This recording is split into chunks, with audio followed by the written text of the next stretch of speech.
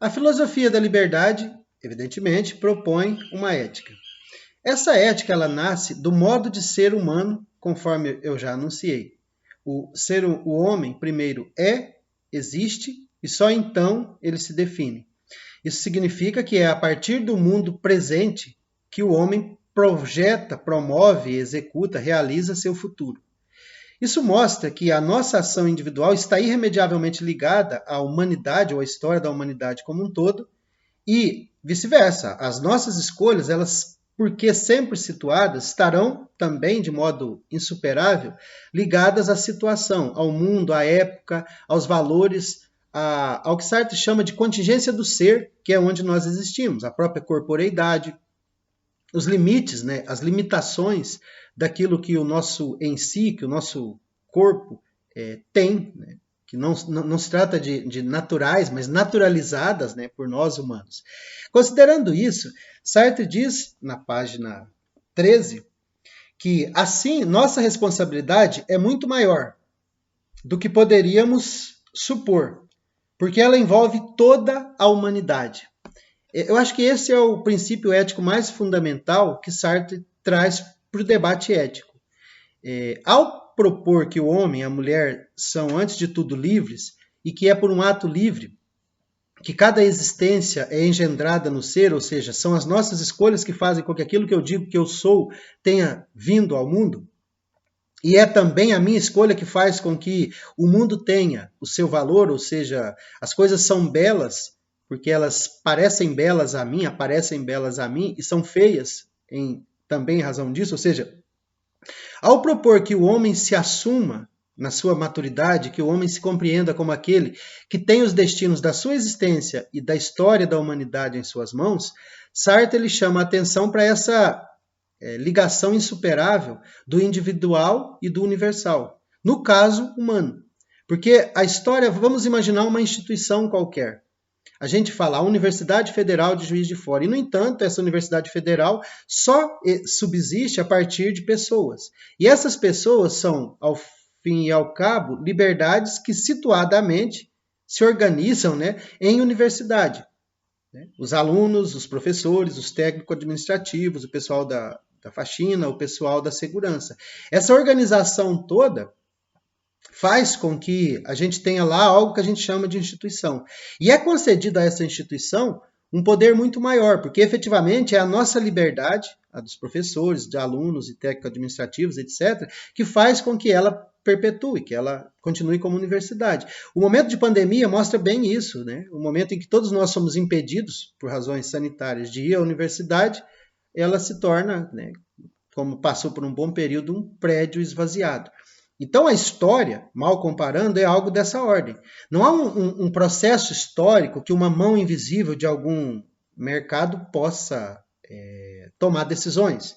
Não há um processo dialético de uma dialética da história que tenha uma teleologia própria que define os caminhos da humanidade. É claro que a dialética da história é a maneira mais adequada, mais apropriada para se pensar a história dos homens e das mulheres.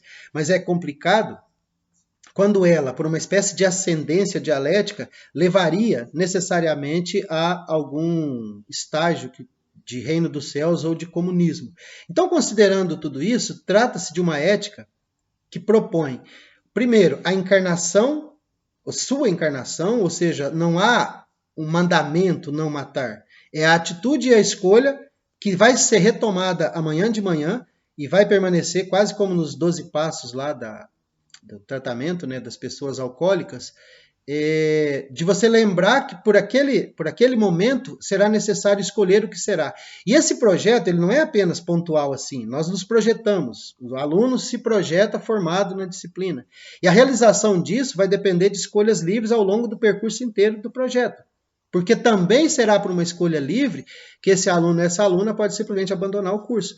Ao fazê-lo, de certo modo, ela está dizendo, né, a toda a humanidade, né, escolhendo por toda a humanidade, que a universidade não é tão importante assim, ou que outras coisas demandam mais atenção do que a minha formação pessoal. Ou, não importa, as escolhas elas sempre estarão encaminhando o que será o mundo e, necessariamente, realizando o que é cada um, o que é cada uma. Porque a a nossa existência, considerando a filosofia da liberdade, como Sartre propõe que primeiro nós existimos e só então nos definimos, a nossa existência é resultado dessa escolha que cada um faz para si e pretende que essa escolha seja repetida por todos os outros.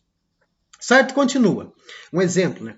Se sou operário e se prefiro aderir a um sindicato cristão a ser comunista, se por essa adesão quero eu indicar que a resignação é, no fundo, a solução que convém ao homem, que o reino do homem não é na terra, não abrange somente o meu caso. Pretendo ser o representante de todos e, por conseguinte, a minha decisão ligou-se à humanidade inteira. E se quero, fato mais individual, casar-me e ter filhos, ainda que esse casamento dependa unicamente de minha situação ou de minha paixão, ou de meu desejo, tal ato implica-me não somente a mim, mas a toda a humanidade na escolha desse caminho, a monogamia. Assim, sou responsável por mim e por todos, e crio uma certa imagem do homem por mim escolhida. Escolhendo-me, escolho o homem. Fim de citação. Escolhendo-me, escolho o homem significa que os valores que eu apregoo, eu os apregoo para todos. É muito interessante aquela figura, né, de pessoas que tentam escalonar homens e mulheres. Então, o homem branco estaria no topo dessa... O jovem, né, inclusive, jovem branco, estaria no topo dessa pirâmide.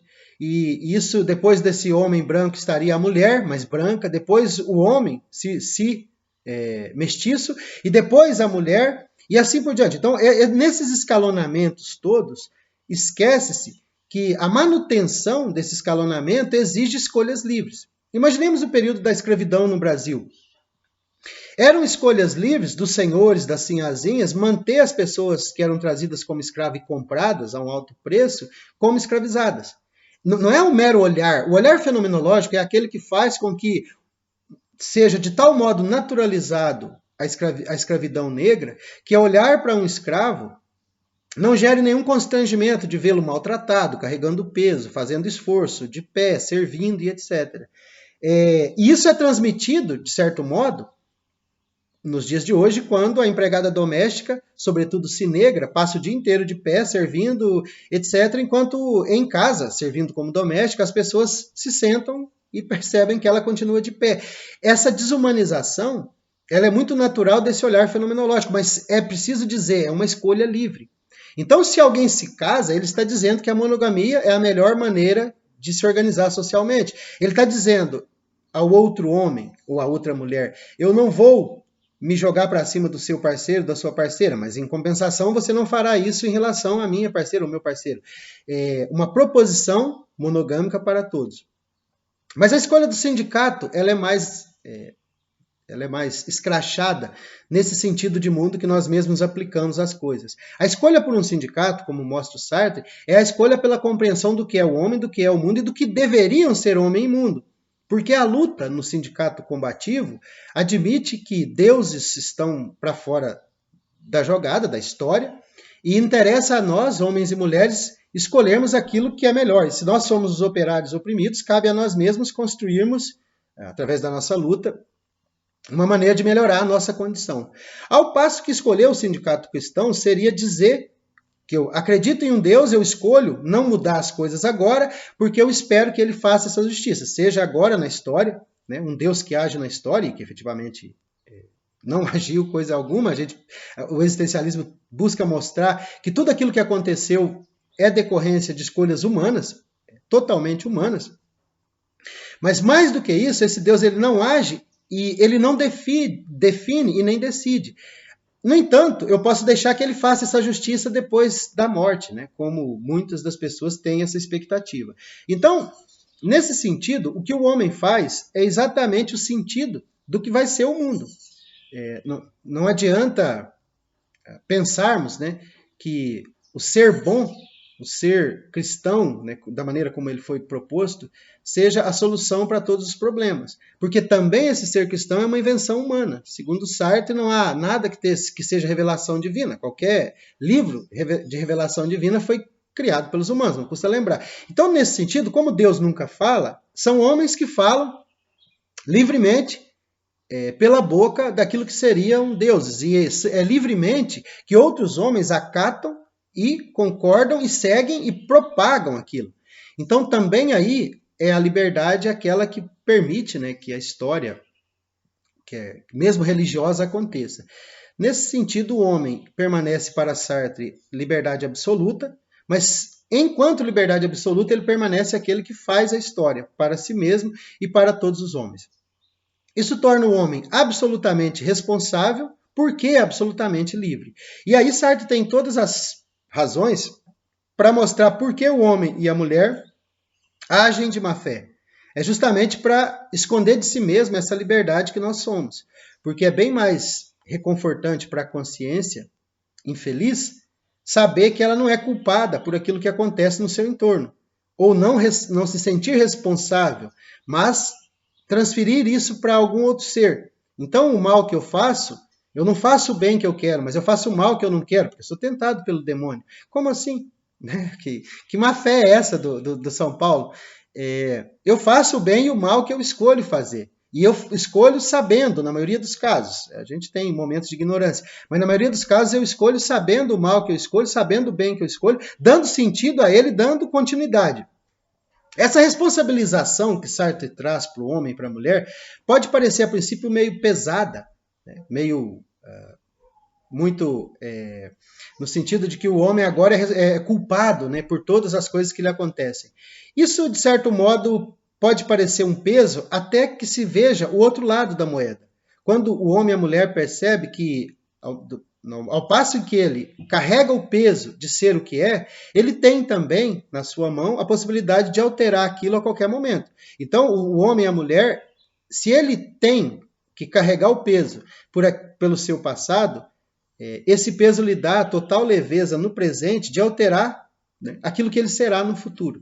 Então, isso já encaminha, ou pelo menos anuncia, o que será a ética do porvir. Enquanto até agora, todas as proposições éticas, ou pelo menos aquelas contemporâneas do Sartre, que antecedem o Sartre, sempre propunham uma tábua de valores, ou algum lugar de onde tirar uma determinação do que é o bem e do que é o mal. Sartre diz que bem e mal são invenções humanas. É claro que há uma efetividade de bem e mal, porque o prazer e a dor que acompanham o ato sempre vão dizer se algo é efetivamente bom ou ruim, mas, além disso, esse bem e mal são construções humanas que perpetuarão pela escolha humana em repetir ou não aquilo que vai ser escolhido como bem ou como mal. Então, Sartre traz a total responsabilidade para o homem e para a mulher, enquanto traz novamente, né, ou devolve ao homem e à mulher a total liberdade para construir o seu destino e o destino daquilo que vai ser a humanidade.